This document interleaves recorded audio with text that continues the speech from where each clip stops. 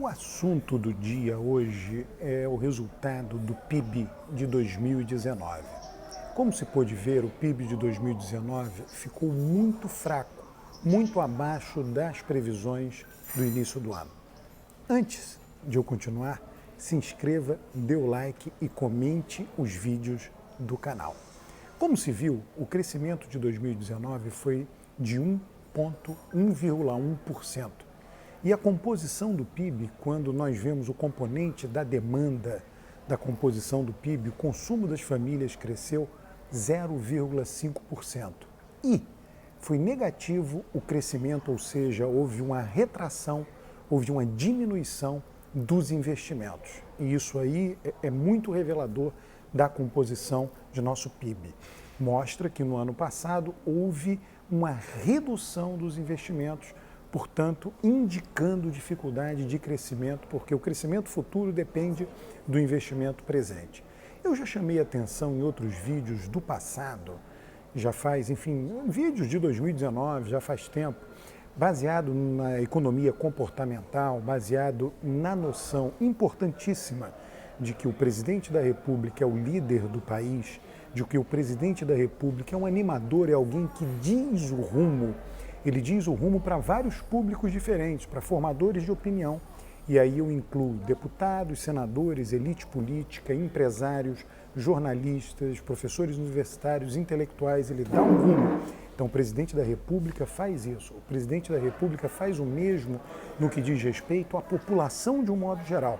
Então ele é uma espécie de animador do país. Animador, entre aspas, no bom sentido. Ele diz, olha, o rumo que o país está seguindo é esse e vamos todos caminhar nessa direção. Tem um livro muito conhecido, cujo título em inglês é Animal Spirits, o espírito animal, é um pouco baseado na ideia do espírito animal do empresário, aquela concepção de Keynes, de que esse livro é de autoria do Bob Shiller, Robert Shiller e Akerlof, ambos prêmios Nobel, e tem um pequeno capítulo no livro chamando a atenção do papel dos chefes de governo. E aí eles pegam uma tese de mestrado e doutorado sobre José López Portillo, que foi presidente do México na década de 80, e ele foi uma espécie de animador do México. Ele criou uma noção de que o México era se tornaria um dos maiores produtores de petróleo do mundo. E isso acabou, evidentemente, não acontecendo. O México tem reservas, são reservas importantes, mas não são, estão longe de ser, está longe de ser entre o grupo das maiores reservas do mundo. Só que aquilo, e aí essa tese chama a atenção disso, citada nesse livro que eu acabei de mencionar, desculpa o barulho, tá?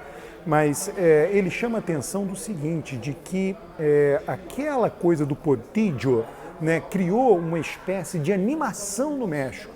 E o México cresceu muito naquele período em função do papel de comunicação do chefe de governo. Lula fez isso, Fernando Henrique fez isso no Brasil. Estabilidade, sem estabilidade não conseguiremos nada, temos o rumo do país é estabilidade monetária e financeira.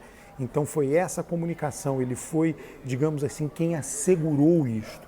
Lula fez isso também, dizendo, olha, só tem uma maneira de fazer o país crescer com justiça, é fazendo com que as pessoas mais pobres consumam, é criando um mercado consumidor forte, pujante, e aí ele dava essa direção e animava todo mundo nessa direção.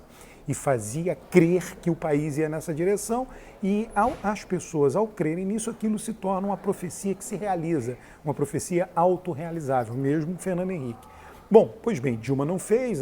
Uma das características dos governos Dilma foi a falta de marca no governo, não tinha uma marca. Você não dizia, olha, Fernando Henrique veio a marca estabilidade financeira, estabilidade monetária do país, controle da inflação. A marca do governo Lula é o aumento de consumo dos pobres, redistribuição de renda. E você não tem uma marca no governo Dilma. Como não há uma marca no governo Bolsonaro. Ele mesmo, no início do governo, disse que já seria uma grande obra se ele desconstruísse, se ele destruísse várias coisas realizadas no passado. Mas quem acha que é uma grande obra destruir, tem dificuldade de construir um crescimento econômico. Ele não diz, olha, o caminho do país é esse Iremos crescer graças a isso, iremos crescer graças à estabilidade da moeda, iremos crescer graças ao consumo popular, iremos crescer graças ao investimento na indústria, graças à atração de investimentos de alta tecnologia. Não existe isso no Brasil hoje. Então é difícil, os empresários olham para aquilo, aqueles que têm a decisão do investimento privado, olham para o governo e dizem, olha, peraí, vamos dar uma segurada, a gente não sabe o que vai acontecer. Né? E olham mais coisa, não tem isso e as pessoas olham mais, e é um fato, olham que o presidente não é uma pessoa preparada para o cargo. Levou um humorista para a saída do Palácio do Alvorada para lidar com o anúncio do PIB.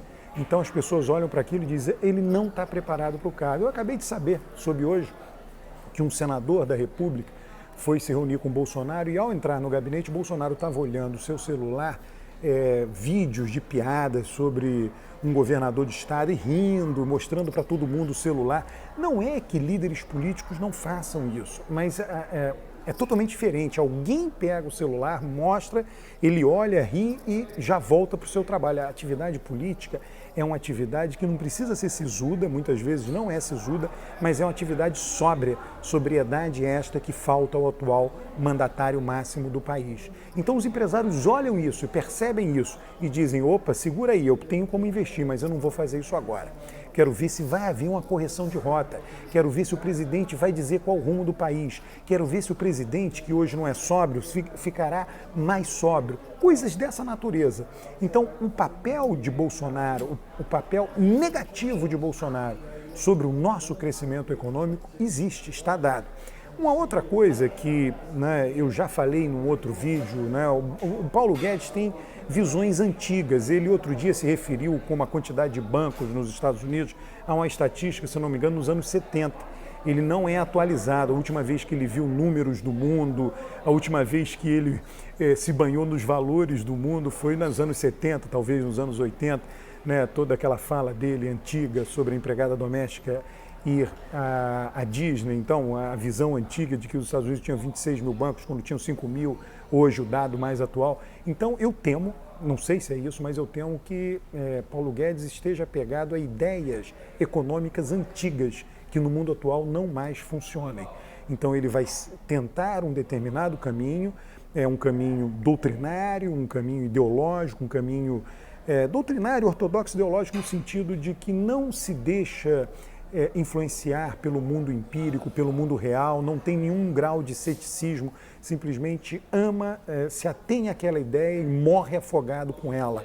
Tá? E aí tem aí a política econômica que está sendo implementada, uma política econômica que, em termos de crescimento, né, não deu resultado, evidentemente, no primeiro ano de governo. O crescimento dos 2 anos anteriores foi da ordem de 1,3%, e o do ano passado 1,1%, quando poderia ter sido maior caso o chefe de governo animasse o seu auditório. O que é o seu auditório? O país, o grande público, a opinião pública, os formadores de opinião, empresários, políticos e todos aqueles que estão envolvidos com um dia a dia mais próximo da atividade política e econômica. Isso não foi feito.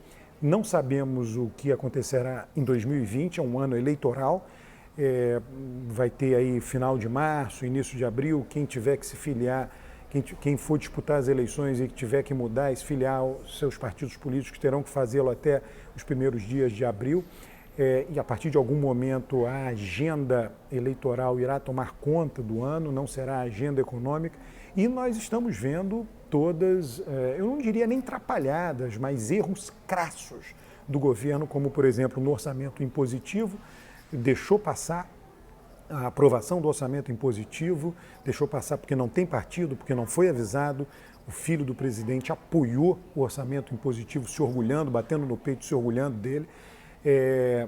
Aí depois faz uma manifestação contra o orçamento impositivo, nessa barganha para derrubar, mas ao mesmo tempo aceita apresentar PLNs, né, projetos de lei que praticamente, se aprovados, irão refazer tudo aquilo que o governo se opunha. Quer dizer, atrapalhado é pouco, né? Está absolutamente perdido na administração do país, com esse exemplo do orçamento impositivo. Então, é o que estamos. Lamento, né, o país está sob a condução de alguém completamente despreparado para o cargo, mas vivemos no presidencialismo, foi eleito pelo voto da maioria tem um mandato fixo para ser cumprido. O crescimento econômico frustrante desse ano poderá vir a se repetir no ano que entra, no ano de 2020.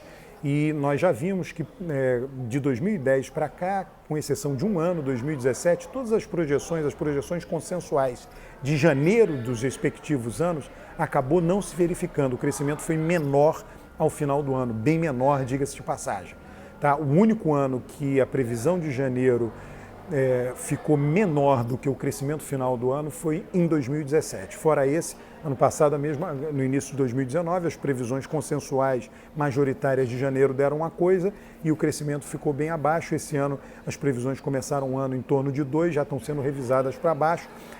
A continuar essa grande quantidade de atrapalhadas, de estar perdido no governo, não será surpreendente se o crescimento deste ano, 2020, ficar no mesmo patamar do crescimento de 2019. É isso que eu tinha para falar. Inscreva-se, dê o seu like, comente o vídeo.